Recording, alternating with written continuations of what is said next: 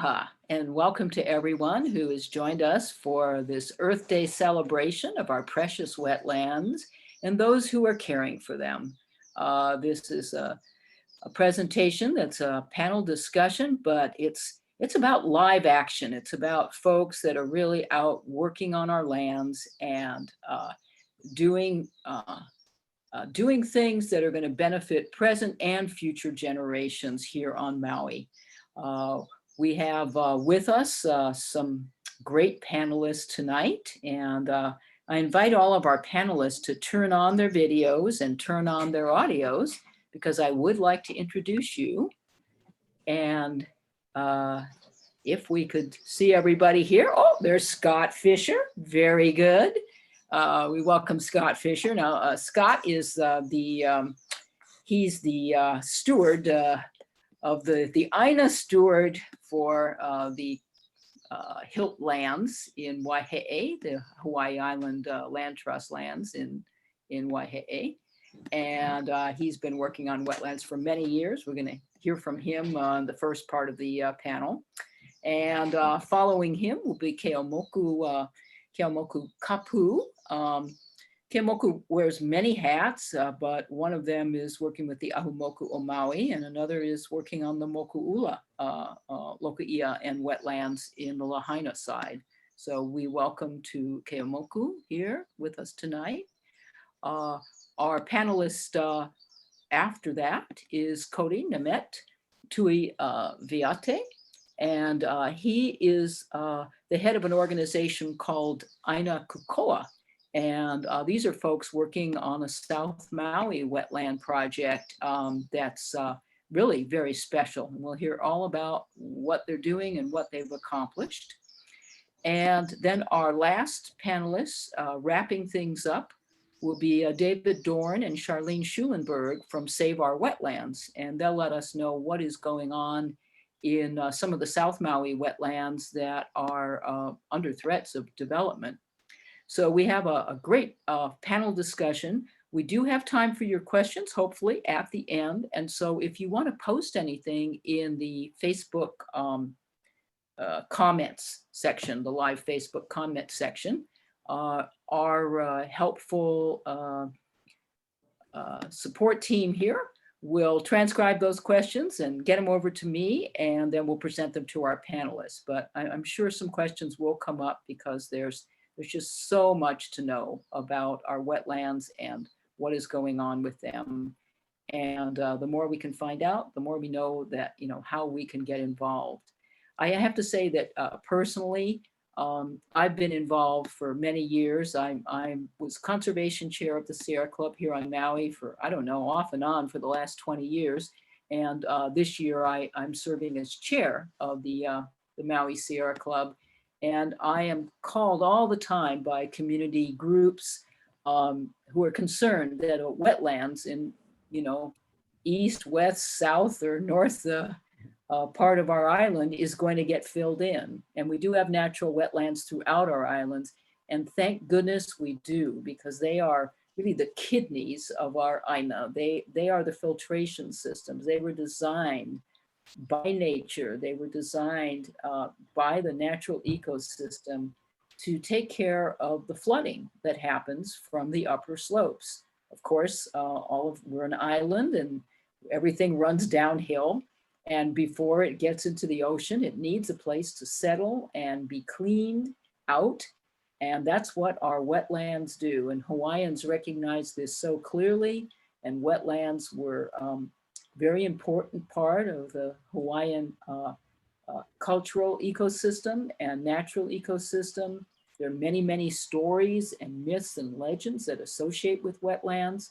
And all of that needs to be passed into our current policies.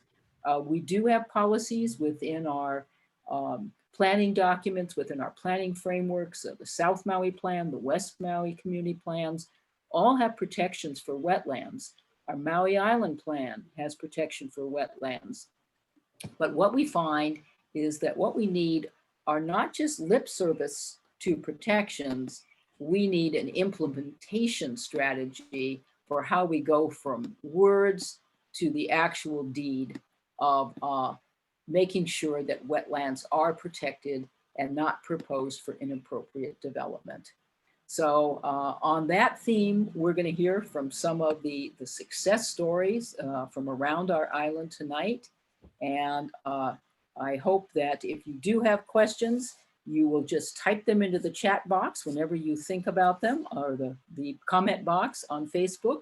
And then when we wrap up with our last panelists, we'll go into the questions. So you don't have to hold your questions, but you won't get the answers to the end.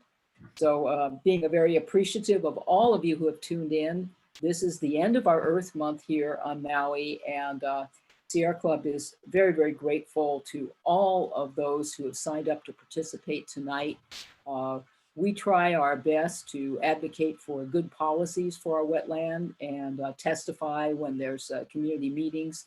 But without the folks with boots on the ground, we would be lost. So these are our heroes and these guardians of our wetlands, and we celebrate the work that they do. And without further ado, I'd like to present Dr. Scott Fisher, and he's going to update us on the wetlands restoration at Waihe'e Refuge, using history as a guide to Malama Aina. Welcome, Scott, and give us your mana'o.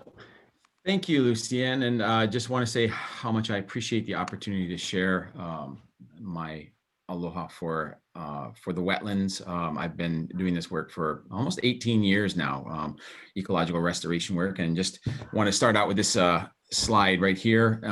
Is my cursor visible as I move it around? I'm wondering if I just wanted to point out some things as I do that. So I can see it's very tiny. I don't know if you can make it bigger. Okay, is the you know what I can do? Tiny, yeah, there it is. Okay. There we go. Okay, I'm gonna use a laser pointer. That might be a little bit more effective. Anyway, okay. Well, thank you. Yeah, so this is using the title of this talk is Wetlands Restoration at the Waihe'e Wetlands, using history as a guide to Malama Aina, to care for the land. And so I will just want to point out the location of the wetland, the Waihe'e Wetlands. Of course, it is here demarcated in red. That is the location of the Waihe'e Wetlands. The wetlands are 27 acres. Waihe'e is is the northwest apex of a complex of wetlands that begin at the Kanaha wetlands, and of course the Kealia wetlands, and then the wetlands that stretch all the way down the Kihei coast. And so I just want to locate Waihe'e in the context of Maui's wetlands. When we first purchased the property in 2000, when we first started managing the property in 2003, this was essentially what the wetlands look like. This is on the riparian edge of the wetlands, or the very close to the wetlands. But it was the point is it was dominated by invasive species. So here you have African tulip, which, as the name suggests, is an African species. You also have Pennisetum purpureum, which is a very aggressive, again, African grass.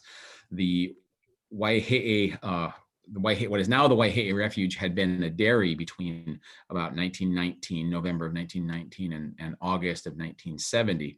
And so with that, they brought in a large number of invasive species for the purpose of growing cattle for the dairy. So that was what it looked like. So we began our work in wetlands restoration by really kind of trying to understand how the system operated. And so wetlands restoration, or ecological restoration in general, basically consists of three activities, and that is restoring the structure of the ecosystem. So you want to look at the herb layer species, the sedge or grass layer species, shrubs, trees. And so that's, how was the ecosystem prior to its disturbance? How was it structured? And of course, the second is the function of the ecosystem. And so the function can include things like habitat, which is one thing we are very interested in, simply because there are a large number of wetland bird species. Of all the wetland bird species in Hawaii, only one is not endangered, and that is the auku'u, the black-crowned night heron. And so at Waihe'e in particular, we had the Io, or the Hawaiian stilt, and as well as the alai ke'okeo, the Hawaiian coot. So those are still present, and of course, as their habitat has expanded, as we've improved the quality of their habitat, their numbers have also grown, which is very exciting. And so finally, the third element of our ecological restoration work was to restore the composition, to get the native species back, the indigenous and endemic plants, and also to try and figure out their what we call the rules of assembly, how they were distributed on the landscape. And ultimately, our goal was to improve the productivity of the land, to improve biodiversity, or the diversity, particularly of the endangered species, as I'd mentioned, and finally, the resilience of the ecosystem. And resilience is just simply the ability of an ecosystem to absorb a disturbance, like a storm, a tsunami, sea level rise, and maintain its identity. So we don't want to lose that due to these disturbances which come through. So we set about working. These are some volunteers. These are a bit old now, but I just wanted to demonstrate. I mean, these are over 10 years old, but I want to demonstrate the type of work that these volunteers were doing. And so this is removing some invasive grasses, as well as a highly aggressive species known as Pluchia indica. So that's Pluchia in the left-hand corner and right down here. But there was Koahaole, the Lucena leucocephala, and every once in a while we would find important, culturally important plants, as well as indigenous or endemic species. In the background there, you can see a Milo. So again, similar activity. This is a group of students from Kamehameha schools, and this is removing both the Pluchia, the Pluchia indica, or Indian fleabane, and you can see the Kiawe in the background in this photograph. And so we would have to remove it, and also put it in structure it in a way that the seeds would not actually spread more readily. So, and you can see we had a great time doing it. It was a very physically demanding work, but we were able to accomplish quite a bit. And this is the process of removing the invasive species. And here, this is actually the really fun part. This is getting the native species back in. So this is a group of students from, I believe, Seabury Hall, who were planting one of the most important species in the Waihe'e wetlands. That was the sedge ahuava. And so ahuava being both culturally important as well as important for the benefit of the endangered species. So just want to give you a series of 3 photographs taken from the same spot over time. So this is a photograph taken in October of 2003. You can see the center portion in here. You can see where this is actually the edge of the wetlands. This water that you can see is actually the Dairy Canal. The Dairy in about 1919 dredged out the wetlands and drained it, which was a very common practice particularly in the early part of the 20th century. But this is the wetlands here. I'm gonna just kind of generally outline it. You'll see it a little bit more clearly, but just keep your eyes focused on this area here. Again, 27 acres of wetlands, and over time you'll see the change. So here is the wetlands in about 2006. So we have cleared out the invasive species and replaced them with the La'au Maoli, the indigenous species in the fish pond area, which was our first priority, was to remove the invasive species from the fish pond. And you can see we have begun to clear out the invasive species in the upper area. So this whole area has begun to transform.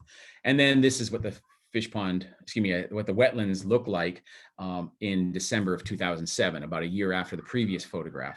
So what I want to point out, and I'll be talking about this in just a little bit, is the fish pond. So this is a type of fish pond known as a loko I akalo. Water was brought in from around the dunes, ultimately from Waihe'e Stream, and deposited about 6 to 9 million gallons of water into the wetlands, as well as, of course, the fish pond. And that fish pond operated to grow both taro and to raise fish. So a very important system, and I'll be coming back and reflecting on that in just a moment. But just want to give people a sense of the changes over time. So this is a ground level view of the wetlands. This is actually in the interior of the fish pond. The fish pond this is in the summer. It's dry at this time, but I just want to point out the native species. So this is a sedge known as kaluha. This is Akulikuli, this is Suvium portulacastrum, very important for holding the ground. It's a great ground cover, but a native ground cover. In the background, you can see the Ahuava, and again, another important sedge, as well as more Kaluha in the background. And so, and Milo on the edge. So this is sort of the process of ecological restoration. It's fairly straightforward process of removing the La'aupala, the invasive species, and replacing them with the La'au Mauli, the indigenous species. And so what we ended up doing as well more recently is actually doing what's called paleoecological research. So really looking deep, going back at least 4,000 years, perhaps a little bit further than that. We can get a little bit of data, and that's looking at what the dominant plant species were in this wetlands prior to, well before humans arrived, but also looking at the changes over time. And quite simply, what we found was the wetlands themselves were dominated by sedges, as we expected. But what was really exciting to find is dominance also by the Pritchardia, the Lo'ulu. And that was not unexpected. Many Hawaiian wetlands were surrounded by what's known as a gallery forest, a forest of wetlands, or I should say Pritchardia palms that surround, in Hawaii, it's Pritchardia palms that surround the wetlands. So, and this is just an example of a very healthy Pritchardia palm. This is at the Maui Nui Botanical Garden. So, while we have planted a number of Lo'ulu, we are finding that they are having a fairly tough time surviving the Iole, the Pacific rat. These particular rats consume both the seeds as well as of the Lo'ulu, the growing stem, which kills them. And so as we try and restore the ecosystem, again, going back in time several thousand years, what we're finding is a significant challenge with that particular species, the Iole, which we have good evidence to suggest that the Iole was the original cause of the loss of the Lo'ulu. So what we've done is we realized that we need something to protect us from as a barrier against rising sea levels, tsunami storms.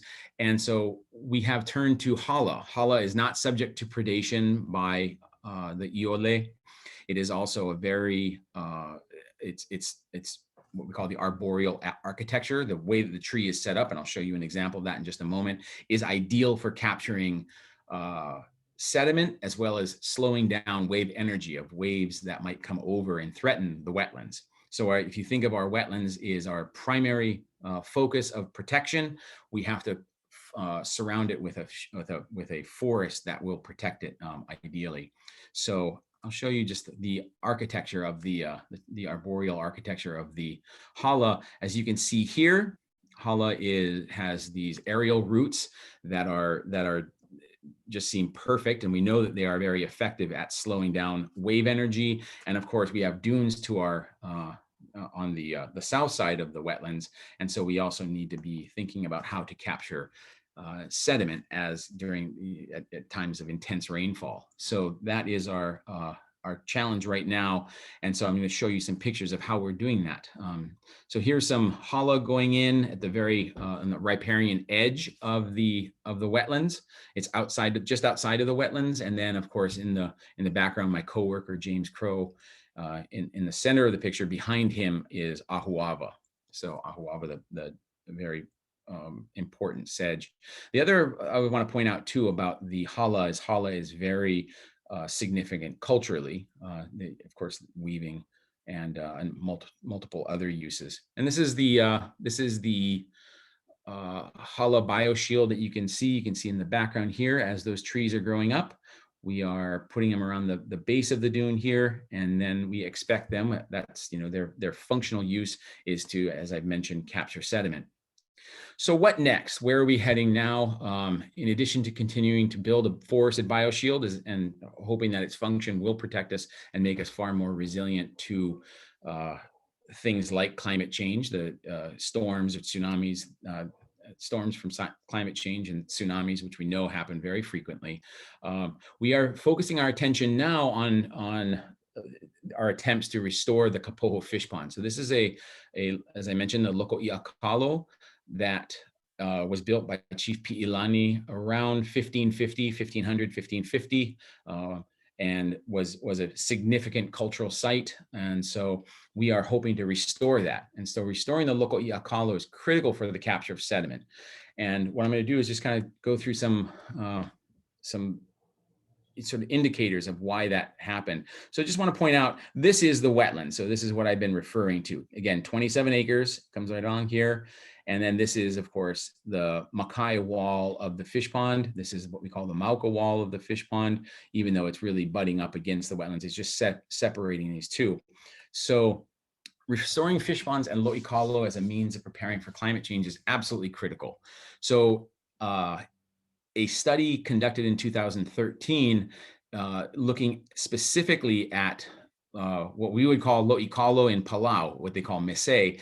And what they found as they studied the sediment capture potential of these lo'ikalo is that 90% of the sediment that went into a lo'ikalo was captured, retained, and prevented from going onto the nearshore coral reef.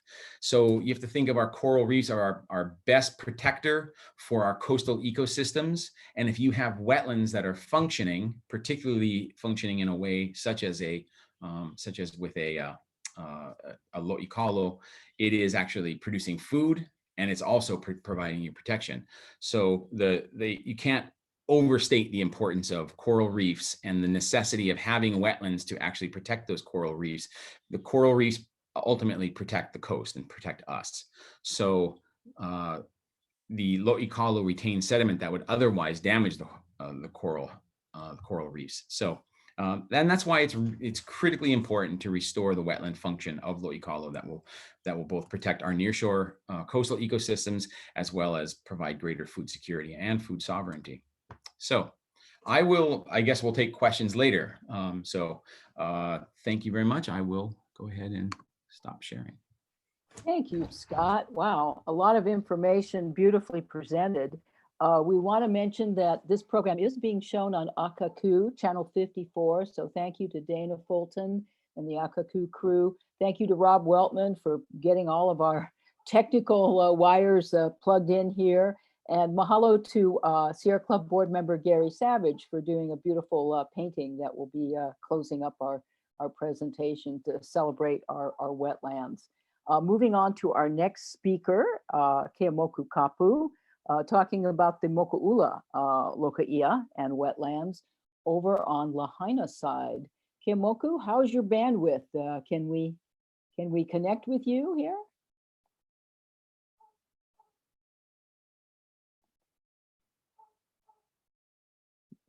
Ah, very good. The sharing has started.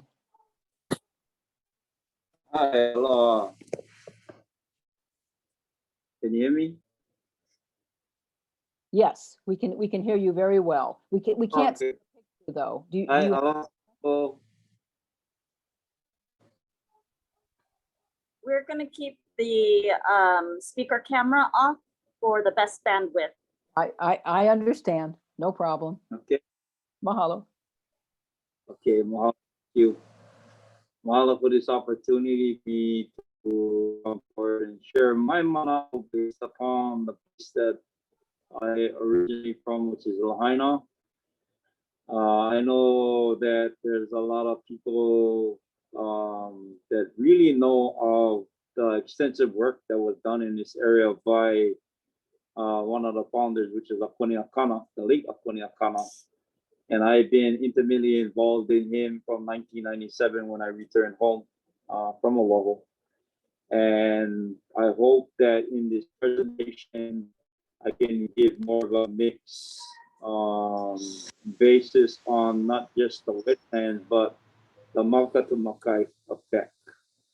So this is a picture that basically was an infamous picture to get everything started, to have the county of Maui to really understand why this area in the heart of Lahaina town was known also as the capital of the Kingdom of Hawaii, but all this amenities that went with it too, especially for one of the, I would would say, the extensive inland local ER within the shores of Lahaina. Yeah, so that's the local ER. And yeah, let's go to the next slide.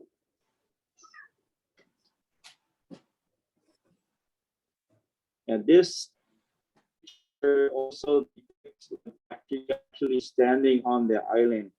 So what I wanted to literally talk about is why it was important that this so-called wetland was situated in the heart of Lahaina. Not only the fact that it was the capital of the kingdom, it was the seat of government, but it also was an area where it was very productive when it came to not just the cultivation of kalo, but Lahaina was also known as Malu'ulu Olele, which means the breadfruit basket, basically of Lahaina, which was known for its ulu trees.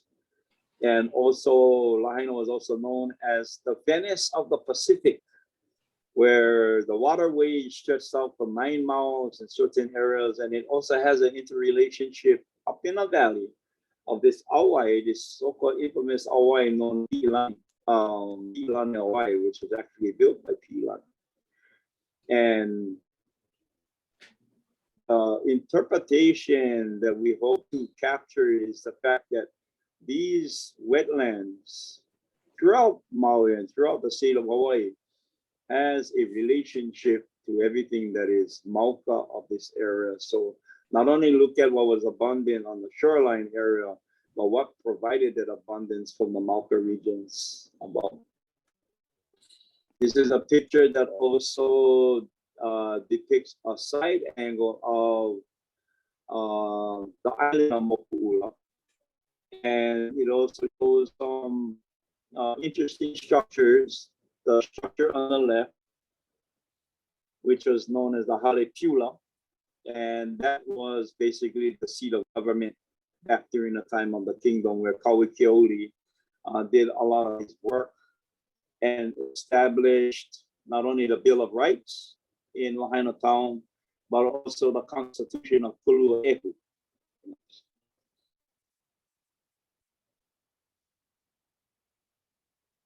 Okay, and this is a depicted map that shows not only within this area here, which is known as Mokuhinia Fish Pond, but below the screen, there's also other fish ponds that is within a location of 525 Front Street, which is known as Kameme Iki Park. That fish pond, where it says lot 23, is actually a fish pond known as Kalua'ehu. When Kauikeoli wrote his constitution, he wrote the constitution of Kalua'ehu because he felt that the spiritual side of the constitution should be incorporated where the small minnows would be protected from being eaten from the big fish. That's why it was important that the constitution was written on behalf of a fish pond. So we're not only looking at the politics of this era when it comes to wetland, but we also have to take into consideration the spiritual side, not just the governance side, but everything, the akua, the methodology of these areas, why this area was so far located and why it was known as a seat of government. There's a topo view of the so-called rendition of the fish pond with the island of Moku'ula situated right before you, surrounded by water. This is an art rendition that was done on behalf of Akuniakana at the time to educate not just the broader community, but mainly with the county, because believe it or not, this whole area, in fact, I think there's probably about adjacent to this area, another 6 properties were executive ordered over from the state to the county. So this property in itself, Mokuhinia Fish Pond and the island, was executive ordered over to the county of Maui. And these are those properties that are situated that was basically taken from the U.S. military back when they were martial law. So Moku'ula was one of them. That was an executive order. Kamehameha III, right across the street from Moku'ula, was another executive order. The courthouse also by the banyan tree was another property that was executive ordered over. And also there's a couple other property. The prison was also one area. And our Kuleana, basically when we got involved in the beginning, was to try to figure out how we can enhance the historic district, because this whole area is under the National Historic Registry. And it's really important to understand that when these properties were seized by the government, they didn't go back to the original heirs. Instead, it went to the state, and from the state, it was executive order to the county. So these are the kind of things that we realize that how we need to work in tandem and work together with the county to try to figure out how we can do whatever we need to do. And Aponi spent a lot of long years trying to figure out on how we can educate not just the county, not just the state of Hawaii, but the community in general, why it is important to bring this wetland back. I've sat in the Cultural Resources Commission in the past, around 2004, 2005, and I sat in the Committee of Whole when the question was about flooding in Lahaina town. And my mana'o at that time saying that, well, basically, if you look at Moku'ula and how extensive it was, now no longer you have Moku'ula present or the wetlands present, we have ongoing flooding. So Moku'ula, if you look 100 years ago, basically was a natural sediment basin for that whole area, which actually accommodated a lot of the rains that came from Mauka. Now we don't have this area. You have areas known as Waine'e along Waine'e Street from Pilani Highway.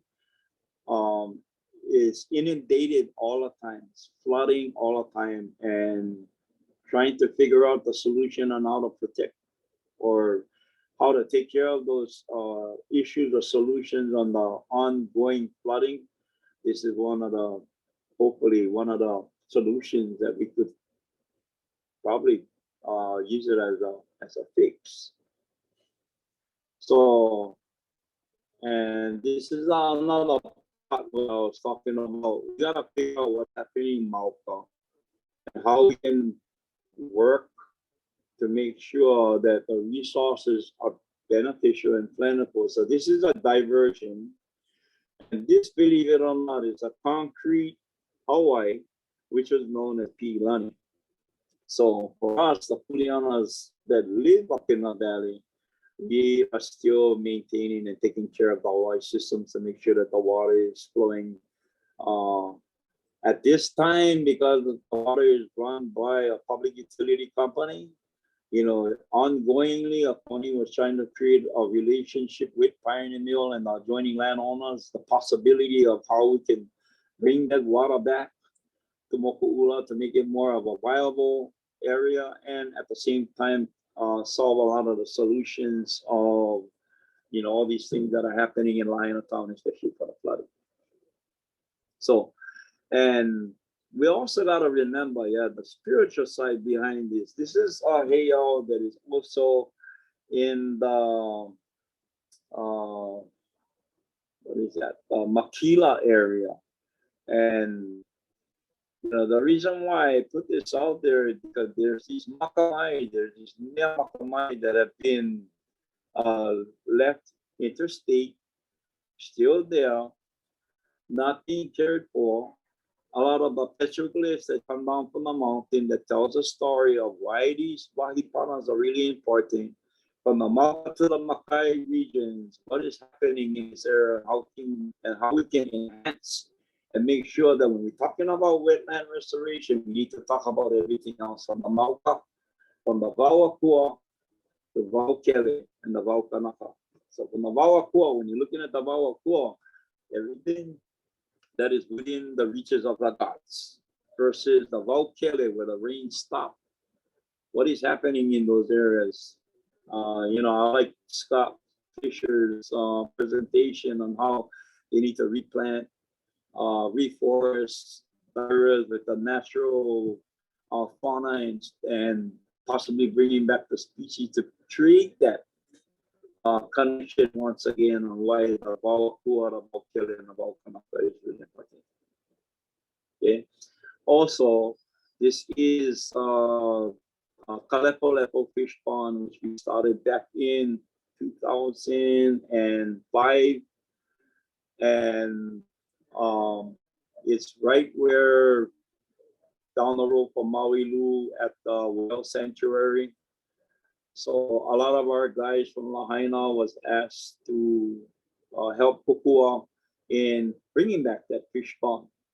And we built about 300 foot of the wall, and within a short time, we started to see a lot of the species come back, especially a lot of the limu. And these are one of those things that like the field of dreams. I always like to talk about the field of dreams, especially Moku'ula. Moku'ula used to be on a baseball field. Well, let's try to take it another generation back to figure out what was there before the baseball field. So if you deal with it, will come. Like the local ER, like the work that we've been done with. And believe it or not, at this time we had Senator Case also came down and helped. So Senator Case came, started to learn a lot of the mo'olelo and the viable resources. If you look on the background of that mountain, now if you stand in the same place today, or you can see the windmills. So this is one captured moment that is really important to us, and how all we gotta do is bring back those resources, and everything will come back to normal again. Especially the species, especially the fauna, the limo, the natural nutrients, and so literally, when we did the restoration for Kalepo Fish Pond, we were volunteers at the time, and we've learned a lot of tools on why this is important. So yeah, and also like I previously mentioned, Moku'ula was really important because there was an akua that governed those areas. There was a mo'o, and that's the connection pertaining to why it was important spiritually on the foundation on how we need to incorporate those deities and why it was important for the restoration of wetlands. So just so happens, I'm the CEO for Akamoko Maui Inc. And this is in 2012 when we did Ka'apuni Ho'a in Namoku Aina, where we walked around the island for 7.5 days. And it was basically an analysis to get with the communities of each moku. So those mokus that we went to was to find out what is the degradation within their moku? What is the dysfunctionality of what was happening in the moku? How many moku still had original taro patches that went all the way down to the wetlands or the mulivais that was important for not just the replenishment of food product, but also the ocean fisheries as well. So as going on our trek, we ended up in Hana and found out that as we were going, we were kind of doing an assessment and trying to figure out how many ahupuas within one moku, what mokus was abundant, what mokus wasn't abundant. The natural ability to understand, the shoreline versus the Mauka areas, what was productive still, what wasn't productive, what was the problems within certain areas. So we kind of did on big scale throughout Maui Nui or Maui Island, going to all the different mokus. Maui has 12 mokus, starting with Lahaina, then you have Kanapali, then Wailuku, then Hamakua Poko, Hamakua Loa, Ho'olau, then you go into Hana, Kipahu, Kaupo, I'm so ma'a to this, I can name every moku out of a dime, but understanding why it was important, we need to do this. And at the same time, to make sure that ceremony was also involved. That way, the people would embrace the reasons as to why this aqua and this torch went around the island, so we can be more of the stewards to care for our resources and care for our land by looking at the place that we are from, by understanding Mawahipana, by understanding the story place that was told by our kupuna in the past of what is the problem, what is the reason as to why certain mokus are not abundant anymore. What is the resources within not just the land management, but also our fisheries? What is happening in those areas? So taking the torch around the island gave us an opportunity to get with the general community, a lot of our kanaka, a lot of our kupuna, to stop stories with a lot of those kupuna pertaining to the things that they understand, where their fisheries were, where their food products were, where all these things that were beneficial to feed a village, to feed a community, all those things was very, very important for us to understand. At the ending, when we got back, the Ha'ulelani ceremony was to establish and acknowledge a lot of the kupuna of the past, that we still look to them. As Aponi has always said, that the future is in the past. And that's when the Ahamoku system through legislation Act 212 was formulated after the 2008 Ka'apuni March. This is 2012 when we did the march, coming back home to Moku'ula from the area that we started. So Moku'ula was kind of like the catalyst to allow us to see forward on what we needed to do in fixing a lot of the problematic situations that we had. It's about generational knowledge, by finding out from a lot of our kupuna what was the abundant resources in certain areas, where was the fish pond, where was the local eons, where was these mulivai, where was all these things that was affiliated to these mokus, with the people or the residents or the kupuna of those areas cared for these things. Where are they today? Who did they pass the knowledge to? From one ohana to the next. So that's generational knowledge for us. And it was viable for us to really understand where we need to start with and where do we need to end. So in closing, this has always been our model for us, to make sure that when you start talking about our island resources, to remember who you are, where you're from, and what you represent. Because I think in all combined, we can really fix a lot of the issues and the problem that we have. It's not just a restoration of wetlands, it's everything from Mauka all the way to Makai. So I mahalo for you this time. Thank you. Mahalo for that inspirational journey through our island, through all the mokus, through the pico, the center of our island at Moku'ula. And so much to be aware of. And thank you for all of your work for these many, many years, Kemoku. And thank you to Claire Apana. I don't know if I mentioned at the beginning, if it wasn't for Claire Apana, this whole forum wouldn't have been put together. It was her inspiration that there was so many stories to be told about our wetlands, and it's so true. They are absolutely essential to our community, for the safety of our community, for the well-being of our reefs, and even for our future, because they act as carbon sinks to help get these greenhouse gases that are destroying our planet. They give them a place to go. So they're priceless. And but of course, we're going to have to put some prices on them.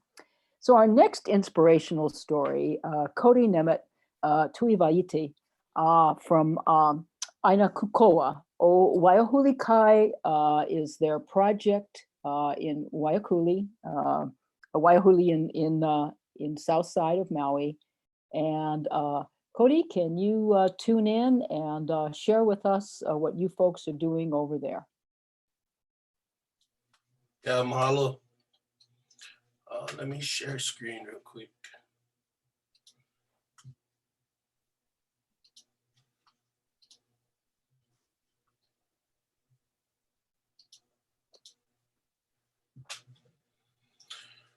Hello, Mike Kako. I just gotta say mahalo nui to Keamoku and Scott. It's a real honor to be on this panel with them. They've been putting in a lot of work for so many years, and I really feel it's time for our generation to kind of grab that torch and continue that journey. So I'm gonna start off with some little bit of history of the area that we still working in right now.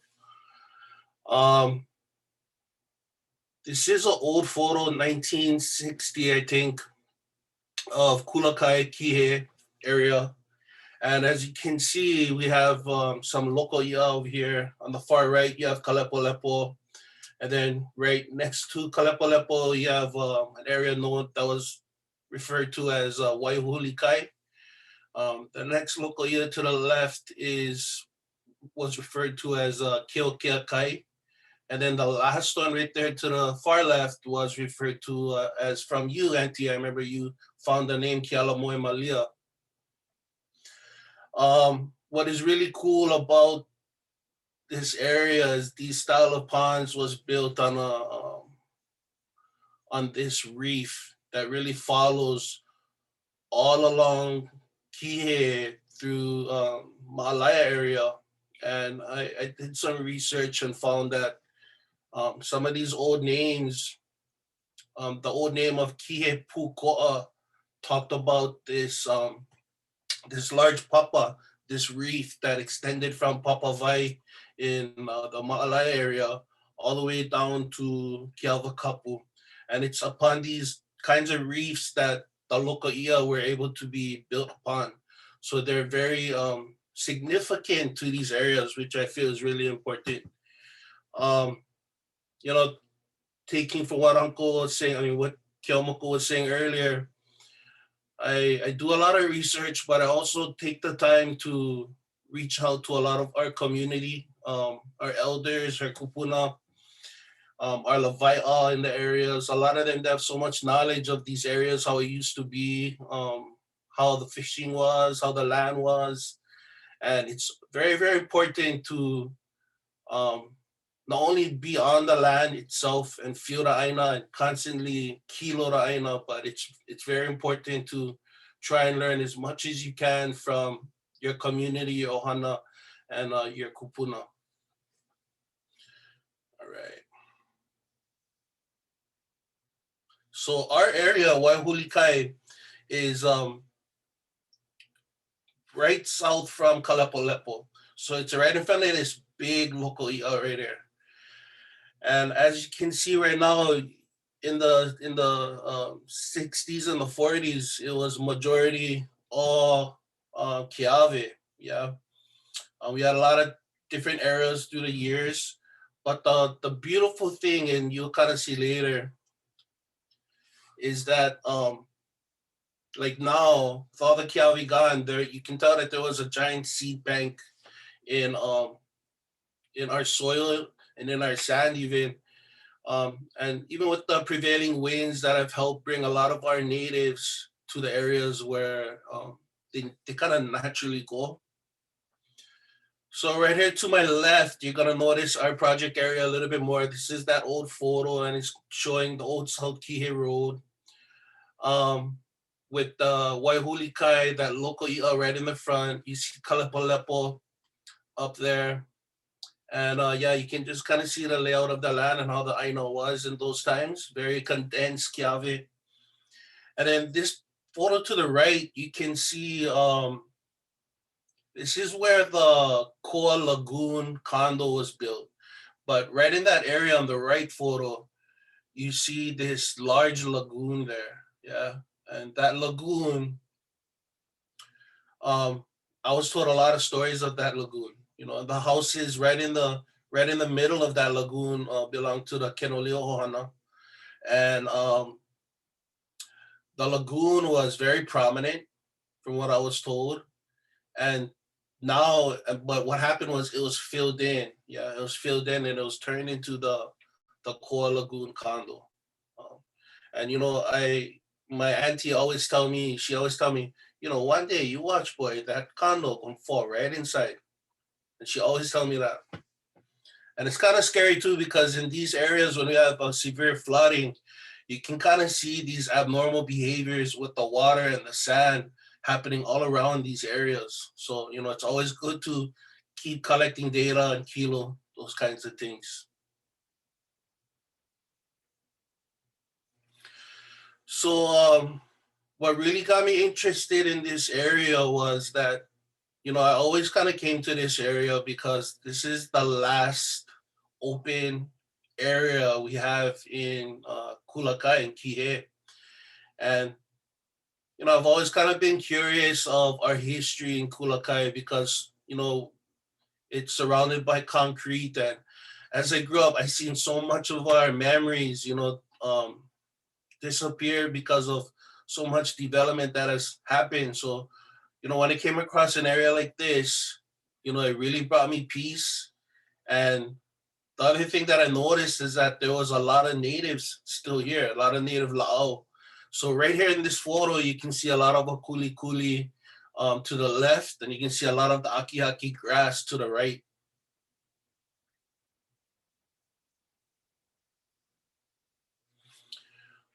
This area right here is the Waipuilani Gulch that kind of extends off of the Waiahuli stream.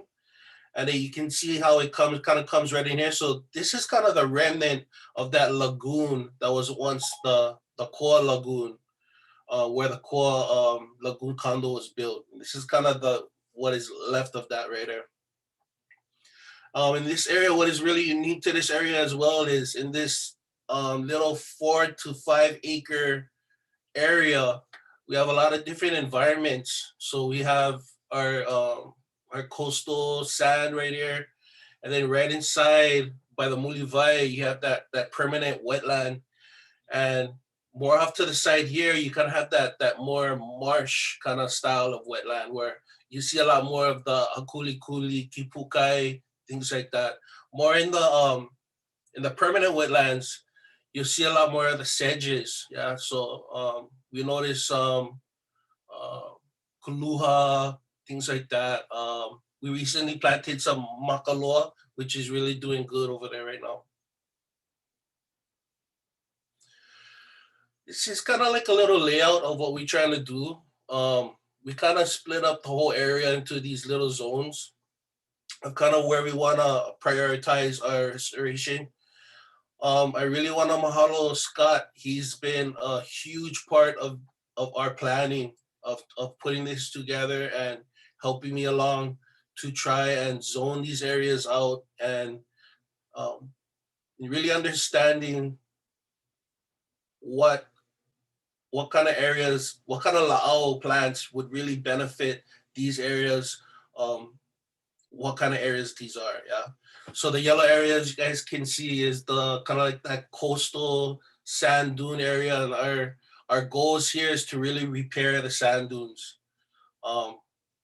There's a lot of traffic going on in the area because of all the condos and everything like that. So we want to try and close those dunes off.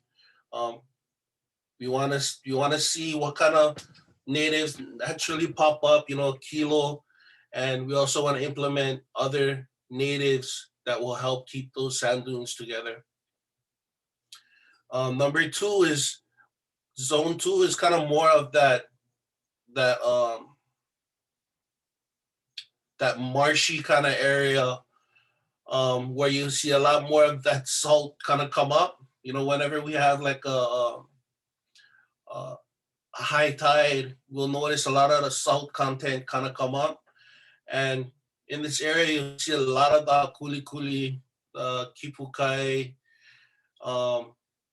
Yeah, so that's that kind of area. We want to try to implement more of those kinds of plants over there.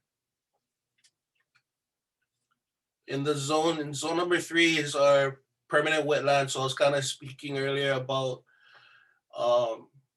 implementing plants like makaloa, ahuava, those sedges. And from what I was learning too, all these la'au, people use them for laulapa'au, things like that, but they have they have a very important purpose for our aina, yeah. And these are the plants that help to, like Auntie Luciano was saying earlier, help to kind of filter, kind of like kidneys. They help to clean the vai, they help to filter the vai. And, as they're used as laulapa'au for us, they were used the same way for aina. So it's very important that we try to implement those native plants that have been evolving already for millions and millions of years to do what it needs to do or what it always was meant to do. And then this area number 4 is kind of like what Scott was talking about earlier about planting those kinds of trees that were used for trees like hala, laulu, to help create that forest area that helped to kind of mitigate storm surge, tsunami, things like that. So we want to bring in a lot of our native trees back. And, this year we plan on doing some soil core sampling and testing to find out what did grow there in the past and what kind of trees were used there.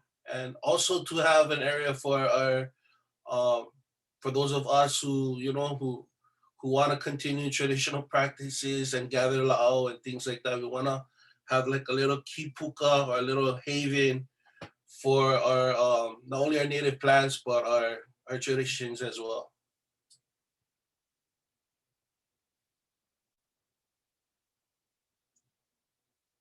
We've had a request, Cody, could you let folks know what the term kilo means for Hawaiians?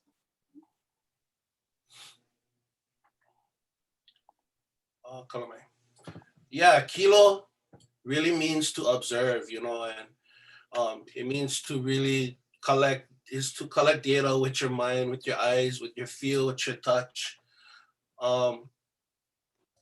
People in the kupuna in the past were able to walk into the local ia and feel the lepo and really understand everything that was happening up Mauka, just by feeling the lepo itself. That's how connected they were. They knew the changes in their individual ahupua'a so well that they could predict the weather. They could predict many of the things that were happening. And to me, that's one of the most important things that we can do. Is it's a really, besides trying to find all the mana'o and all the ike from our kupuna, we can be on the ground ourselves and really take the time to collect data through kilo to understand what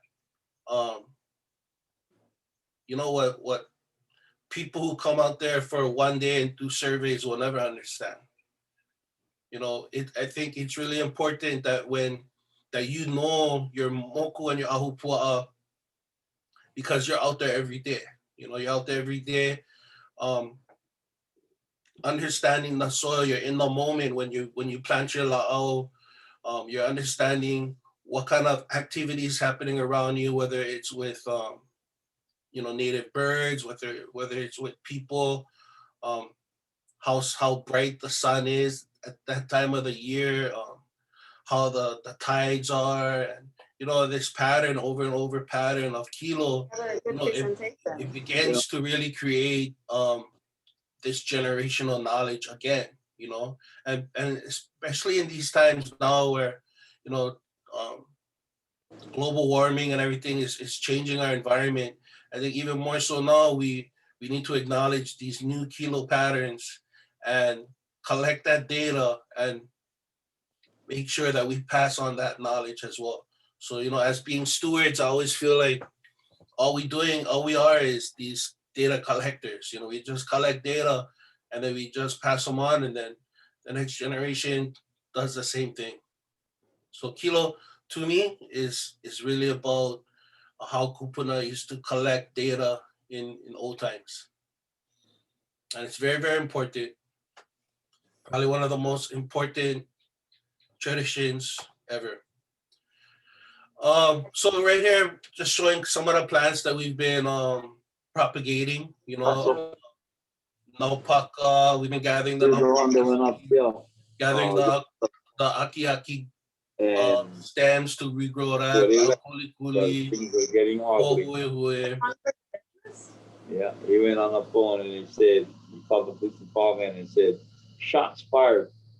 And so right up to the right, you can see that we're growing makalua. Okay, I the started gun. propagating some makalua. Another really cool thing too is I've been reaching out to one of my teachers and mentors, Kumuan Emsley, who has been, giving me a lot of manao on what to grow, what to In the house. propagate, helping And me with seeds and things like was that. So we're really trying to regenerate certain areas and regrow and bring back a lot of life and air to these areas again. that made him down. Her husband. These are some of the groups that we've been having up there. I've been very blessed to have a lot of people reach out to us who, I think they understand that Kihei has seen a lot of changes, and they excited to know a lot of them who are from Kihei, who grew up in Kihei. They've always had a lot of pride for Kihei and Kulakai, and they to see that the culture that we're reviving a culture in Kulakai and Kihei again, and we doing malama aina, and we bringing up the education of the identities of our ahupua'as is really important to me. Whenever I think about Kulakai or Kihei, I think of wetlands. That is what makes our moku very, very unique, compared to compared to all the other moku that are out there. Um, we are embodied by the wetland. We are the wetland people, from Kulakai. So I always encourage people to come out, feel the lepo, feel the differences in the aina.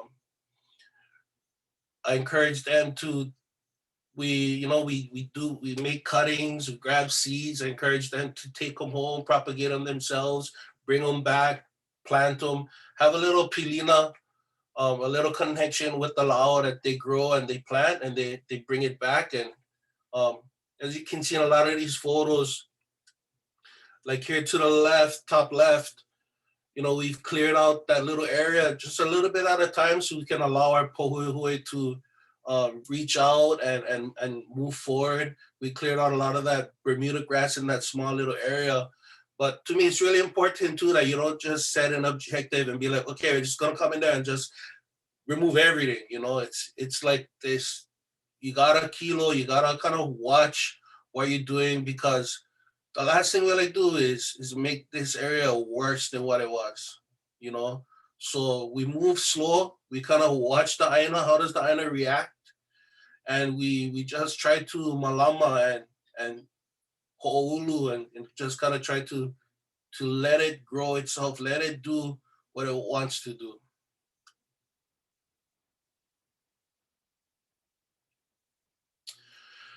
This is some of the challenges that we've been looking at. Some of the whenever we have like huge storm surge, huge runoff coming down from above the highway. This is what we get, and this is what we get in our reefs right in front of Waihulikai. Waihulikai isn't only the wetland, it isn't only the shoreline, it isn't only the marsh, but it's also the reef and the ocean that is right in front of it.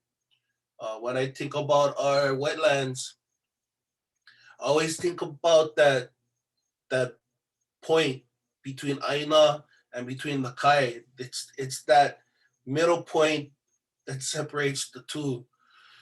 And everything affects everything coming down from Mauka, as we all know, all the way into Makai. So understanding, and again, it's about being on the Aina, walking on the land. So, understanding what is above Pilani Highway, what do our rivers look like? So, I've gone up there numerous times above the highway. I've walked in those trenches. As I know you have too, Auntie Lucienne, and it's really about not just looking at the photos and doing your science, doing your, gathering information. You got to get out there. You got to be on the ground. You got to see what's going on. You got to see where the river comes from, and not just where it empties out at. And also kind of like touching up on what Scott was saying earlier about the, the Lo'ikalo kind of in those areas, how it kind of held in the silt. I really feel that the local Ia did the same thing when there was any sort of runoff coming down from Uka from the top. This local Ia, the fish ponds, they held in a lot of that silt. They would change around the makaha or the gate and slowly find different ways on pushing that silt out, that would benefit, not destroy the coral and things like that. And you can see right here, which is really, I kind of wanted to bring this up. So this is at Menehune Shores. A lot of people know this area as Kalapolepo. Oh, Kalamai.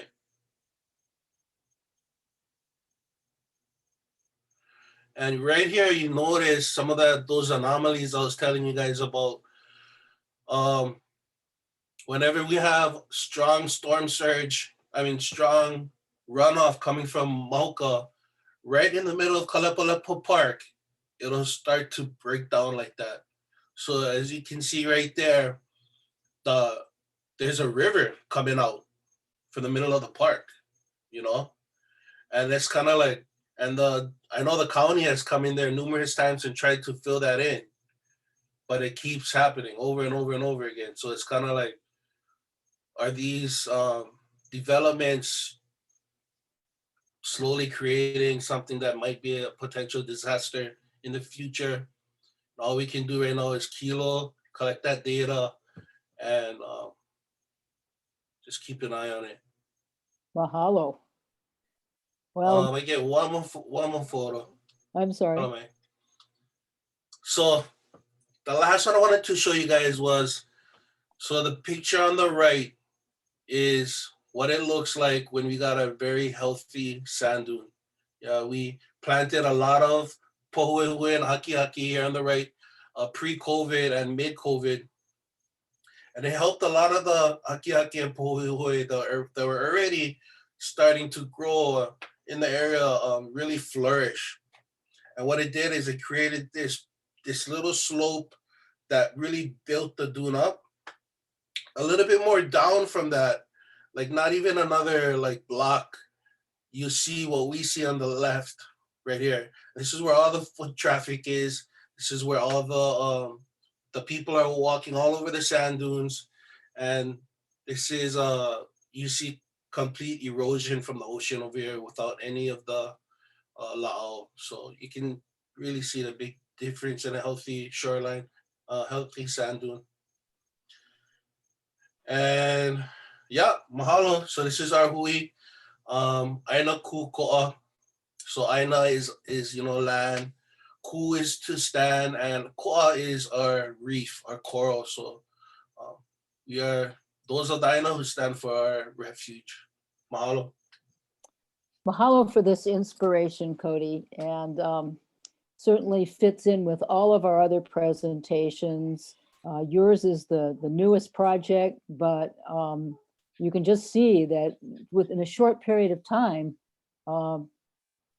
caring for the land makes a difference. So our last presenters are taking on a big bite here. David Dorn and Charlene Schulenberg are from Save Our Wetlands. This is South Maui, Save Our Wetlands. And they're looking at the wetlands that haven't been malamaed yet and really, really need our care. So welcome to both of you. Ashar, you're going to go first, I understand? Yeah, I'll go first, and want to thank everybody I feel really honored and blessed to be part of this group. I'm the Howley girl who's going to talk next, but I just want you guys to know I'm from here. I grew up here, and I don't mean to embarrass Scott, but Scott and I grew up together. Our families were best friends. So the Schulenberg family, my dad was part of the old Woolworth store. He was the manager of the Woolworth store. And so the Fishers and the Schulenbergs did a lot together.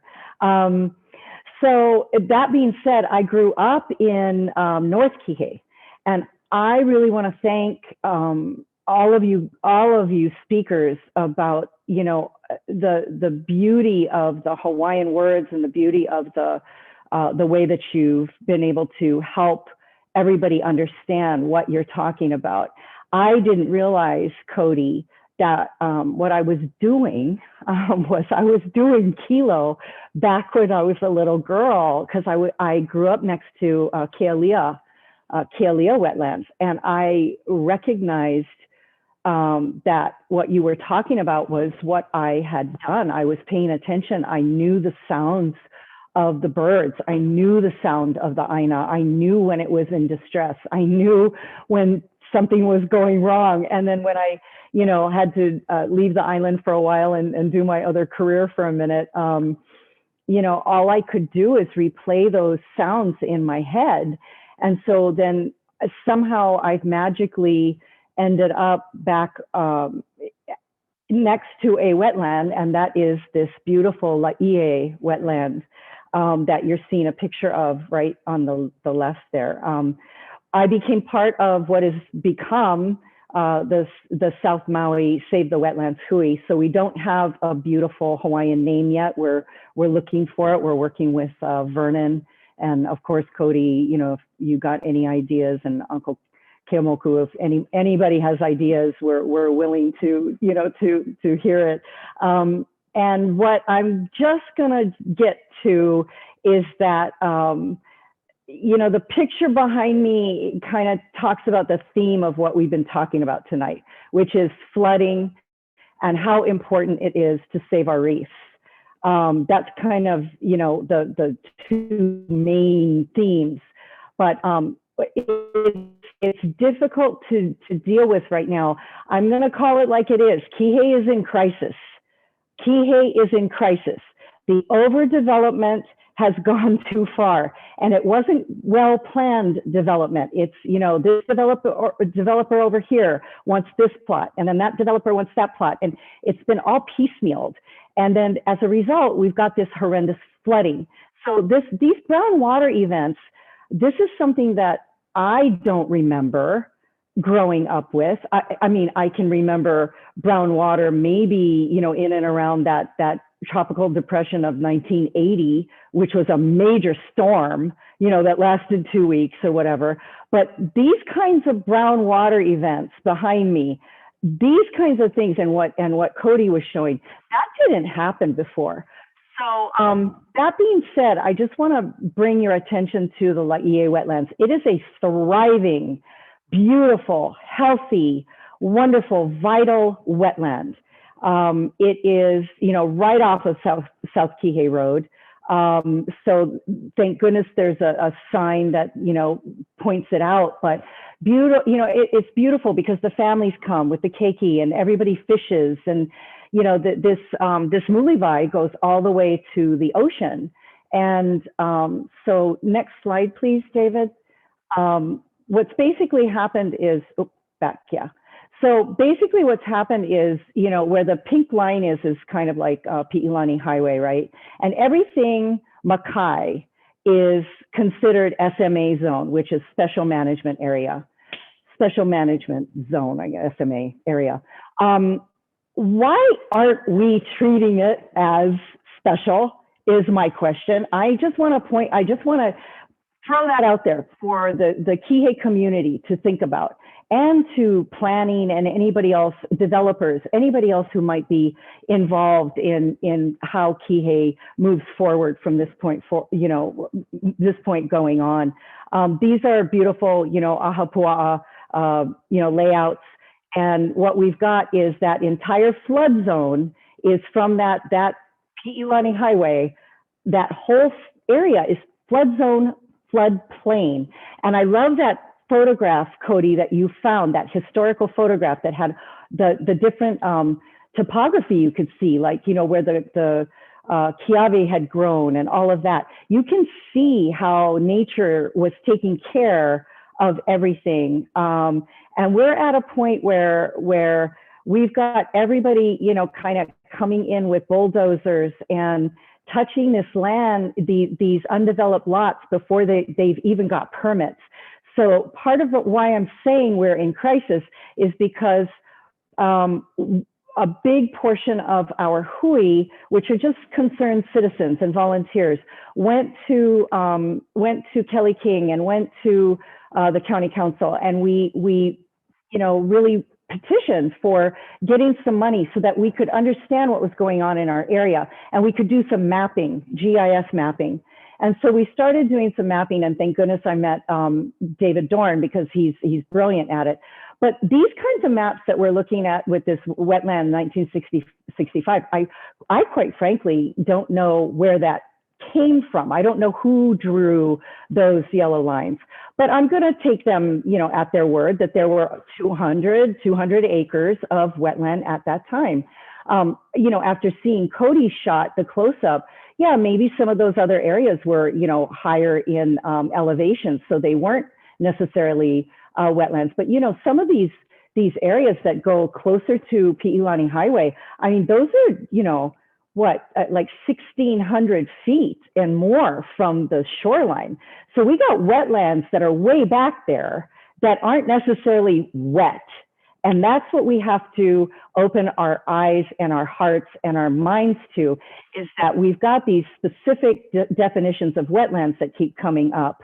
And we'll talk about that in a moment. But, you know, there's other things going on. These wetlands are the few wetlands that are still available. Actually, David, go ahead to go to the next slide.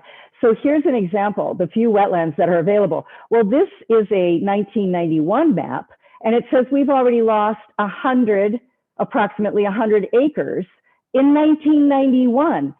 So they had done 28 acres of fill. Okay, where's the mitigation? Where are people realizing that we're losing the wetlands and that, you know, we're starting to flood and stuff?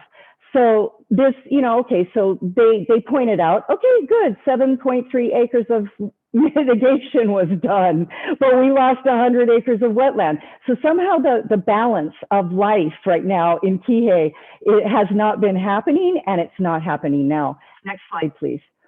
So where we're at is, this is an example of a drier wetland that's Mauka of Laie. And, you know, people take over the area. I mean, this became kind of a, I don't know, junkyard. I don't know, people storing stuff. That was illegal. We, you know, the community realized what was happening. We reported them. They got some, you know, notices of violation. I think they've cleaned it up. But those are, you know, those are also now wetlands that are possibly damaged, because those automobiles, those cars shouldn't have been on there. There's toxic materials in those cars that have, you know, seeped into the wetland. So these are concerns. Next slide, please. And then here's an example of, you know, the wetland requires so much care. So this is going off of Kihei Road. This is when that invasive grass takes over. Because I'm living in the area and I care and I love the Aina, I put together multiple volunteer and paid, you know, helpers to clean up on a regular basis. I've been caring for this kind of myself and my husband now for like almost 12 years. So I've learned a lot. I've had my hands have, you know, had to get in there, and I've had to do some of this myself to understand what it takes. And, you know, we always would let the Department of Land and Natural Resources know that we needed to get in to clean. We get permission, we go in, we take care. Next slide, please. This is an example of down closer to the ocean and what happens when the brown water events happen. So everything turns this bright orange, right? I mean, it's clearly our brown, our brown water events, but it's the silt. It's what everybody's been talking about, the silt, and there's nitrates and there's phosphates and there's all kinds of horrid things in there that aren't good for the reef. And what happens is there are natural sand plugs. And this is an example of the county. I mean, bless their hearts, they're stuck between a rock and a hard place, quite frankly, because otherwise, if they don't, try to dig some of this out and help the water make its way to the ocean, then the roads and people's houses and everything else are underwater, and underwater with brown water. I mean, to add, insult to injury. So sometimes the county can't wait. They got to come in. They come in with whatever, the front loader, the bulldozer, whatever it's called. And this is an example of the brown water, finally being freed. It breaks my heart because I learned from Lucienne that for every hour, literally for every hour that water stays in the wetlands, it is filtering that silt. So, there's sometimes where I just want to go out and beg, the guys with the bulldozers, please just, can you hold on another couple hours? It'll make such a difference to our reef. This is clearly the shot that's behind me. So Save the Wetlands has been able to work with the county. The county came through big time, and I want to thank Kelly King and OED and the mayor and everybody. But our group asked for some money, and we now have a Hui that's doing this mapping and this research. Like Cody said, it's all about the research. So what we're doing right now too, though, is thinking about restoration. And we have we have 2 lots of restoration that we have access to, and it's actually further back. So it's kind of in this area where my finger is over here.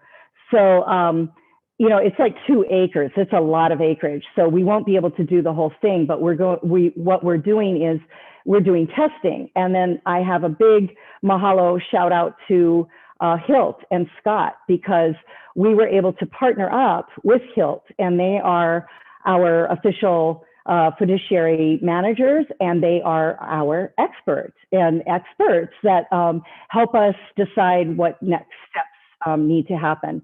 Again, this is just an example of another flood. It was a different time and day, and different year even than the other photo. But this brown water stuff just keeps on happening. I'm very concerned about our reefs, and that beautiful fish pond that is out here that was the furthest south that Cody pointed out. That was, I think it's called, did you say Kula Moi Malia? Hold on, David. Oh, you're jumping forward. Oh, you're so smart. Is that Kula Moi Malia fish pond? So clearly it's eroded, and it needs to be cared for, and it needs to be restored. But there's so many other problems, Mauka, like what Uncle Keomoku was talking about. So until we start looking at this from a holistic standpoint, until we start looking at this from a cultural standpoint, until we start looking at this from a spiritual standpoint, and we embrace all of these things, and we listen to the experts, and we let people who want to help, and we ask ourselves, do we need really another condo? Do we need really another development in the floodplain? I personally think not. So I'm going to be lobbying hard for hopefully putting a stay on any further development. And I'm going to tell you why. In the mapping that David and I have started doing, we have discovered that there are dozens and dozens and dozens of plots of land that are undeveloped, some of them wetlands, some of them acting like wetlands because there's nowhere else for the water to go, but some of them wetlands, and they are all for sale right now. So what is going on? There's a wholesale on land in Kihei because what? I don't know. I don't get it right now.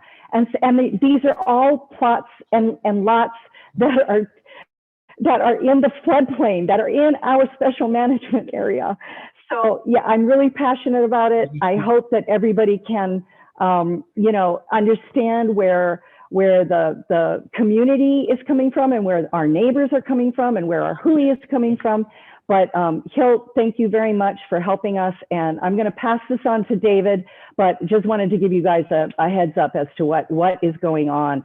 And we're just super concerned, and Kihei is in crisis. Thank you very much. Mahalo, Shar. Well, David, you're going to Okay. that up? Yes. David, Sorry, go ahead, Lucianne. I just wanted to repeat your name in case people didn't remember it from the introduction an hour ago. Well, happy to be here. Such great company, such great knowledge. And I'd just like to contribute the last few slides here just to really show how we're looking at bringing all the information together. So we've got, the Mana'o and all of the knowledge brought in from so many, great specialists and cultural experts. And this slide here just shows an overview of the area. And you can see Malcolm Mackay, how the watershed works. And this is all part of the watershed. So wetlands are part of the watershed. So they are part of a system. And what's really striking about this picture is you can actually see, combination image where all the Malivais come down the mountain, and you've got the wetlands here closer to the coast, and you have local fish ponds. And each of these dark or these light blue streaks going into the fish ponds are underwater freshwater springs. So there's always or in this area, there's an association between the wetlands and the springs. Here is the mitigated Azeka wetlands, and they were wetlands before they were mitigated, but they just kind of shifted them. So when they built the Azeka shops, they displaced and slightly moved. So these are migrated or shifted wetlands. This is a view of my neighborhood, and you can actually see quite a few wetland areas. And this is a little bit 5 days after a rain, and you can see the rain in between connecting all these wetlands. So, I live in a wetland in North Kihei there. This is what happens when you live in a wetland, and occasionally you're going to get those stormwater runoffs. And this area here is receiving, and it's doing its job. It's flooding and it's soaking up all of the stormwater runoff there. This is a temporary wetland. This is what happens when Waipuilani Gulch floods to Waipuilani Park there. And this is what should happen. The water hits the berm, sand berm, and it spreads sideways, and it can sit there for a couple of days and soak into the ground, and all of that silt and sediment can stay in the park. This is Kalanahakoi Gulch. This is well known to anyone who drives through Kihei. You can actually see there's a lot of sediment trapped here on both sides of the bridge there. Not all wetlands look the same. This is a shrub wetland in the middle of Kihei, and you can see, like Cody was talking about, that salt crust buildup, and this is quite far from the ocean. So this shows that the wetlands here, a little bit inshore, are communicating with the ocean, so they're connected underground. This is a deeper salt pan area, and it's a sad photo, but it's a great photo too. It's so much, tells you so much.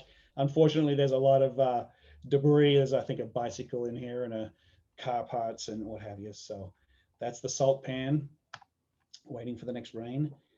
Unfortunately, our wetlands are being neglected, and people don't see them as wetlands. That's the problem. They're not looking with the right eyes or with the right knowledge. So they're treating it disrespectfully. Here's another one. So this is in the middle of a neighborhood, and this is what ends up happening to our limited and finite last remnants of wetland. However, life does persist, and here's some, AL footprints in salt.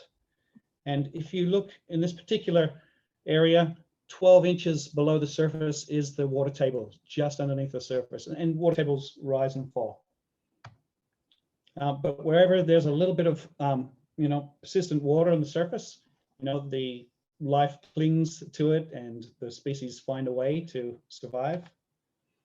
But it just shows this nicer, Malivai is a little bit clearer water, and it shows the potential. Even these drier wetlands have the ability to be restored and be beautiful, precious places. This is Kalanakoi Gulch, and it just really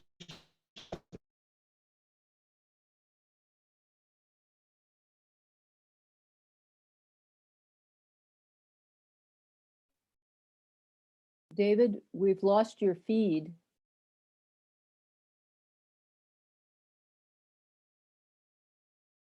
We can't hear your microphone.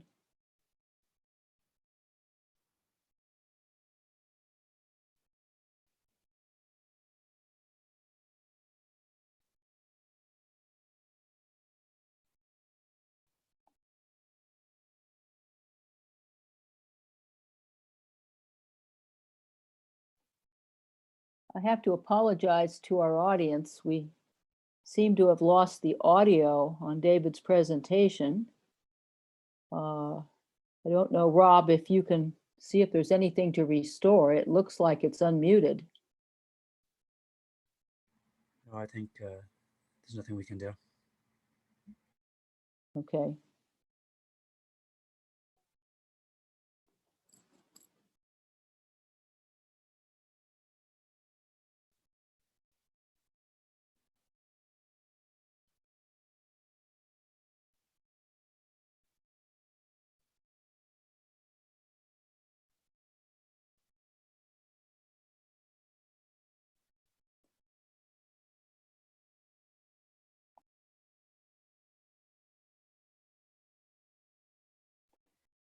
Well, I'm sorry we lost the audio on those last few slides, but we do have a few questions, and hopefully David can regain audio and others can step in. Rose Riley has been fielding the questions from our live Facebook feed, and we want to thank Rose, thank Claire, thank Rob Weltman, thank all of our panelists, thank Akaku, and you, our viewing audience. Are you back on, David and Shar? I'm on. I'm on. I don't know about David's shoot, but here I'll pop back in and there. I'll try to answer for me and David if there's anything pointed at us. Well, there's a question that some of you might want to weigh in on. It's why all the building on wetlands? Now I know Scott, the Waihe'i wetlands are going to be a huge condo development. Heamoku, we had a ball field there on Moku'ula, and Shar, you're seeing for sale signs on wetlands in South Maui. So who wants to jump in? Well, I'll actually give it a stab, and I got to credit David for this.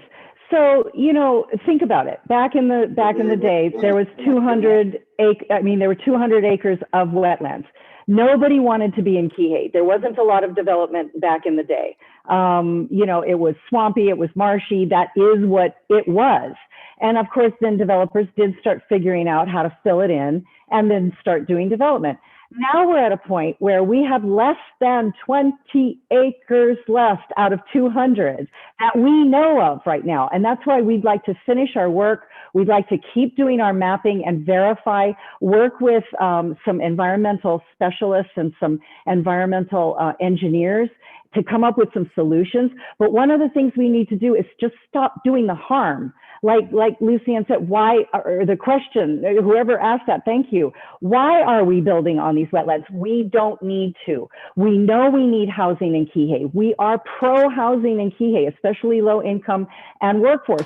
But there are, some of these developments are on wetlands, and they may not, fit every single description of the wetland that is supposed to be, defined for the Army Corps of Engineers to make it a jurisdictional wetland. But these wetlands are acting like wetlands. We can see them for ourselves.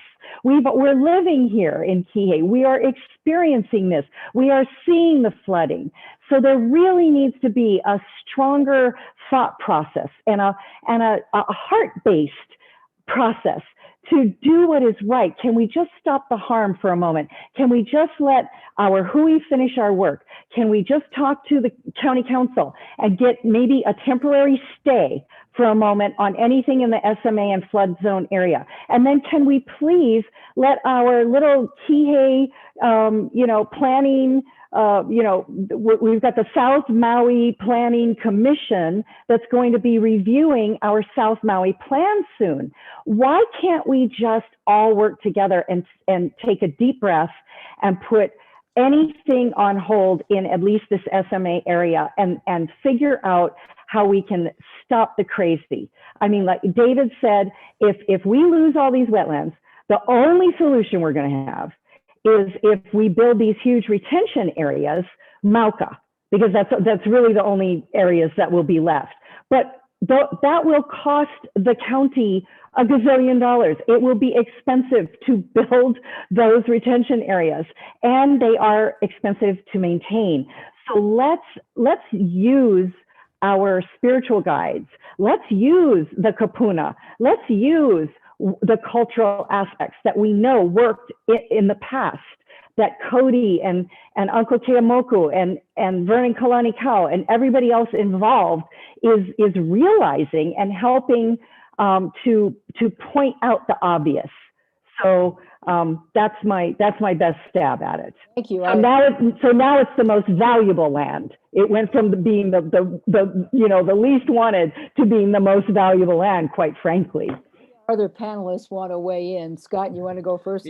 Yeah, just real quickly, I think the most frustrating thing working in wetlands restoration is that our kupuna knew what to do 1,000 years ago, and we are just catching up. If you look at, even through the archaeological record, if you look at the health of the nearshore marine ecosystem, because of the emphasis on wetlands cultivation in Lo'ikalo, the health of the nearshore reef actually improved over time. And so it's the most frustrating thing to know that the Ike Kupuna is there and has always been there. And then you have a paradigm shift that says, well, wetlands are wastelands. So let's fill them in, let's dredge them, let's drain them. And so that's really what caused the problem. So if we stop looking at wetlands, as Charlene pointed out, if we stop looking at wetlands as wasteland and started looking at them as sacred lands, we would have a very different paradigm. Thank you. Kemoku, you want to weigh in on that? Let's see, are you unmuted? Yeah. Good. All I want to add is when it comes to wetland, there weren't too many laws back then when all of a sudden everything got paved over. Now there's federal laws that protect those so-called properties known as wetlands now today. I think what is really important is that, to reach out, to that kupuna of your community, because they, believe it or not, they still have ways on how they can be viable in providing some kind of solution where we can go forward together. TA, for one, I hate to say, but there's a lot of ugly deals that were struck back then. And, that's the whole reason why, we've seen a lot of problems, especially in Kie, especially near Maui Lu and the flooding down Kalepo and Kulani Hakoi. When all of a sudden everything goes haywire over there, only shows that, we don't have the natural sediment basin that we had before because it's all paved over. So that's one of the issues I see as a big problem, and to correct those things is happening right now with Cody, with Scott Fisher, and also with Shar on the work that you guys doing in that area. I'm really anxious and I'm really excited on the work that's going in Kihei at the moment. Mahalo. Mahalo. Cody, have anything you'd like to add? Yeah, I agree with what everybody was saying. From what I observe and from what I hear, I feel like there's not enough, people don't know what wetlands are. A lot of people just don't know what wetlands are. They don't know what they represent. And I really haven't seen too many restoration efforts for wetlands until recently, to be honest, so I feel like only now people are really starting to, now that we're losing everything, that people are really starting to kind of be aware of what wetlands are. And I think that may have been a big contribution in people kind of like what Scott was saying, and Shar looking at wetlands as, as like waste areas. But we know that the wetlands are what makes the island of Momona, so I think we need to do a lot more in educating our communities about how important wetlands are. Thank you. We have a follow-up question on that, and that is, what could our county government do to help? Keimoku mentioned we have laws, and we do have laws, but what could be done, at the county level? Do we need new laws, or do we need different laws? Is there a solution there? Anyone want to jump in, David, or Shar? I think Uncle Keimoku has his hand up. Okay, sorry, I can't see. Yeah, Keimoku, well, jump in. at the moment, we kind of dealing with some situations over here, and it all boils down to, we got to stop the after the fact permits that's happening. And we got to stop the exemptions, especially there's a lot of exemptions that is going on, that all of a sudden these developers find this so-called flaw in the county ordinances to exempt certain projects by going forward. So I really believe that, yeah, through some kind of reso or something from the county to start making sure that we tighten up on these laws, to make sure that we're not going down that same road and start creating a lot more problems in the area. Right now, what is beneficial is we got to look at the Commission on Water Resource Management to the state. What they're doing is they're re-implementing the in-stream flow standard for all the rivers in Maui, and that's beneficial. So we need to follow what's happening in the Commission on Water Resource Management and the work that they're doing, because I think that'll help alleviate a lot of the stress and the problems that are being created now. So I'll just add, so our Hui, along with the grant money that we got and the mapping and the discovery that we're finding, it would be great if we could broaden truly the definitions of the wetlands, because there really are seasonal wetlands in Kihei especially. And we were talking right before this forum started. There are problems because of like the definition of needing water to stand for at least 2 weeks in a particular wetland for it to be determined to be a jurisdictional wetland. Well, if the county and whatnot are coming and opening up the plugs, or the sand plugs are opening up naturally because there is so much water, I mean, those wetlands, especially the ones that are further back, I mean, those sit dry. I mean, unless it's a big rain or a storm, they sit dry. And who's going to come out? Is the Army Corps going to come out? Is NRCS going to come out? Who are the experts that are going to come out and measure the hydrology of that and determine that during a rain or during a storm? It isn't feasible. So how do we mesh the need for determining that a wetland is acting like a wetland and actually is functioning like a wetland, even though it's not a jurisdictional wetland? So we need to find a way to work with our organizations or our experts to be able to volunteer and come help, with our Hui perhaps. We're open for, anybody who's got some good ideas and some, brains behind this. We're definitely willing to take a look. I see David has a contribution. And could each organization try to go on Facebook and paste the contact in so folks know how to get a hold of you? Because there might be folks that want to help your organization. And if you can, or have someone in your organization just go on the Sierra Club Facebook page and in the chat comments, paste your website or Facebook page so folks can contact you. Sorry, David. Okay, can you hear me? I'm logged in on a different computer. I can. Okay. Yeah, sorry for that audio thing before, new camera.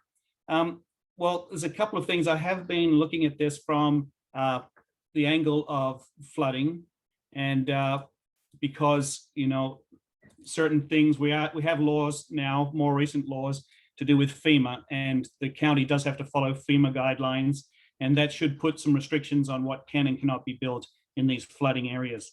And, you know, I had very interesting conversations yesterday with the We Are South Maui, the community plan people, and they're great resource. They just redid the West Maui plan, and there was some protections in there, and it's still yet to be implemented, but they're put in protections for wetlands, gulches, and streams. So this is something I would love to see in Kihei area. We're trying, Kulakai, we're trying to, I'm working towards that. We have some very, you know, problems with building this, you know, using those exemptions to build in the gulches, which is a terrifying thought. But so far we're making public awareness, and we're talking to different council persons and kind of, you know, raising the alarm, raising the red flag, and hopefully I'm trying to get to talk to the floodplain manager. I didn't know we had one of those, but we have a floodplain manager in the county, and that is Diego Sanchez. So I'm waiting for a call back from him. I've had some emails out to him, but we are working with this awareness we have now. We're trying to, you know, put it back on the county. Who's responsible for preserving these areas? You know, from a, you know, from a legal point of view, what protections do they have? The problem is all of these sacred areas are on private land. Not all of them. Some are, you know, on county land. Some are on state land.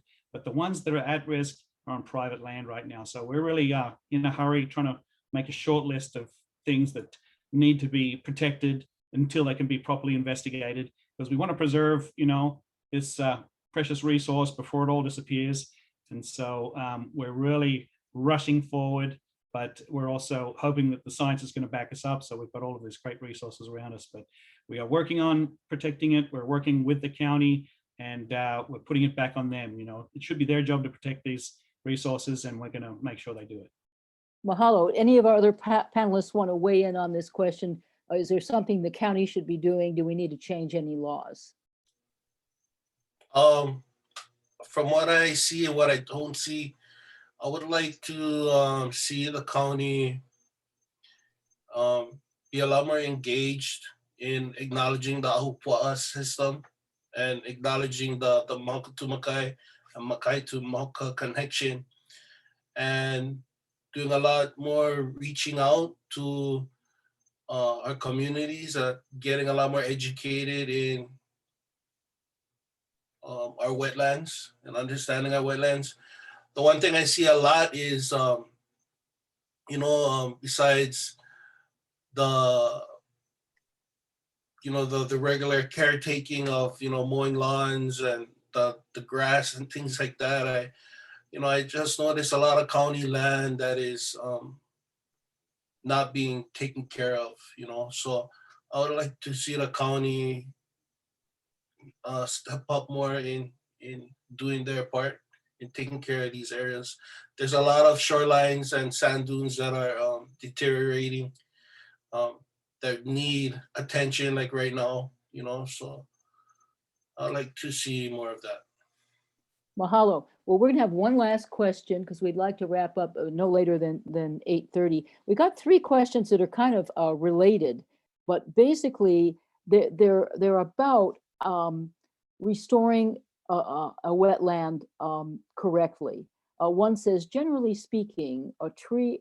What says, what are in a wetland area covered by kiawe trees and invasive grass? How much invasive removal can the areas handle without making the situation worse? And there's a follow-up. What are some signs we can look for when removing invasives that perhaps it's too much at one time, you know, or should we just keep going? So I know all of you have had experience removing these invasives. Any advice? That sounds like a person who might want to do some restoration work themselves. So how much can be handled at a time? Scott? I'll try and address that. And, just generally speaking, I think Cody's observation earlier about kilo, about observation, that's going to be the most important thing. You have to be very sensitive to how the ecosystem functions, how it's structured. So yeah, kilo is absolutely critical, that observational experience. I know for myself, before I even pulled the first invasive species, I spent 6 months actually really just walking around the property at Waihe'e, really trying to understand how the entire system works. And I really just kind of scratched the surface after 6 months. With regard to sort of the specifics of invasive species removal, seasonality is critical. So you want to, the timing is, there are times when you want to address or go after certain invasive species during the ho'oilo, the wet season, and others, you want to address only or remove only during the kauwela, during the summer or the hot season. So that's a critical thing. So kilo will dictate that. With specifics to individual plants, you have to consider how much your removal is contributing to the spread of seeds, for example. So that's another factor. So these are all things that you have to consider. And the final thing I'll just point out, and of course, what you want to do is make sure that you're removing when the plant is not seeding, and using what we constructed were vegetative barriers with invasive species so that the seeds would not blow back into the wetlands. There's a really phenomenal book called Bringing Back the Bush by two sisters from Australia. The kind of colloquially known as the Bradley method of bush regeneration is what it's sometimes referred to. And the book they wrote is called Bringing Back the Bush. Really phenomenal book, explains a lot of the very basic mechanics of how to do ecological restoration work. And these are two sisters who were more or less self-taught. They were retired individuals. And the final thing I'll kind of close the question with is understanding the impacts that particular invasive species have on an ecosystem. So for example, kiawe is very detrimental to an ecosystem that's not a desert ecosystem. They are a desert adapted species. They're what's known as a phreatophyte. So they have a very deep taproot. They suck up a lot of water. They generally desiccate or dry out the landscape. And so that's why we try to preferentially remove kiawe and restore it or replace them with species that we know were there up to thousands of years ago, including lo'ulu, naupaka, pohinahina, just a whole array of, aiming for diversity. So I'll just kind of leave it at that. Thank you. Anyone else from their experience like to weigh in on, how fast you remove kiawe or non-native grasses? I'll say a little bit about what I've noticed. So I've learned a lot from Scott as well, and from our different kumu. But to me, you really gotta understand the aina. You gotta kilo. You gotta know the seasons. Like for our area, there's a season where the pohuehui will really start to stretch out and move and spread. And so you gotta know when those times are. You can't. And one thing I learned from Scott too is that you don't want to clear too much at one time and possibly disturb the soil content that's underneath. So that's why we kind of go a little bit at a time. Really understand your plants, know what they do, know their functions. You don't just want to plant anything in there, and know your seasons. Mahalo, very good advice. Anyone else like to contribute? Well, thank you all for really sharing a wealth of information this evening. And thanks to our Sierra Club support team, Rob Weltman and Rose Riley and Clara Pana. And mahalo to Akaku for allowing folks all over Maui to, at Molokai and Lanai, to watch this very, very informative program. And on behalf of the Sierra Club here on Maui, we thank you very much for caring for our Aina and for supporting all these great organizations. If you want to help, I know Hawaii Islands Land Trust, HILT, H-I-L-T, has a website, and they do have regular service days. Keimoku, you have projects going all the time there, don't you? And you folks have a website, is it Aikane? Is that how the website's set up? No, it's ahamoku.org. You can go on there and learn a lot more what's happening throughout the state when we're talking about the moku system and generational knowledge. So mahalo, everybody. Great. And Cody, do you folks have a Facebook, you have a Facebook set up for the Waiahuli project, yeah? Yeah, it's called Aina Ku Ko'a o Waiahuli Kai. We trying to get a website, but for now we only have our group page. Book. Yeah, mahalo. And what about Shar and David? What about the South Maui Save the Wetlands Hui? I know you have something on Facebook. You have a web page too?